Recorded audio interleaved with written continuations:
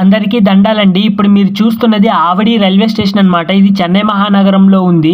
ఈ ప్రాంతానికి ఆవడి అనే పేరు ఎందుకు వచ్చిందంటే, మామూలుగా తమిళ వాళ్ళలో చాలామంది బీఫ్ ఎక్కువగా తింటుంటారనమాట. అంటే గొడ్డు మాంసం ఎక్కువగా తింటుంటారు. వాళ్ళ కోసమే పూర్వకాలంలో ఈ ప్రాంతంలో ఆవు మాంసం, గేదె మాంసం కోసి అమ్మేవారంట. అలాగే ఆవుల సంత కూడా బాగా జరిగేదంట. ఆ ఆవు పేరు మీద ఈ ప్రాంతానికి ఆవడి అనే పేరు వచ్చిందని చెప్తుంటారు. ఇందులో ఎంత నిజం ఉందో నాకైతే తెలీదు. అయితే ఈ స్టేషన్ మనకు ఎక్కడ కనిపిస్తుంది అంటే, చెన్నై నుండి రేణిగుంట, తిరుపతి, కడప వెళ్ళే రూట్లో మనకి ఈ స్టేషన్ కనిపిస్తూ ఉంటుంది అనమాట. ఈ స్టేషన్లో పెద్ద పెద్ద రైలు బండ్లు అయితే ఆగవు, కానీ లోకల్ బండ్లు బాగా ఎక్కువగా ఆగుతాయి.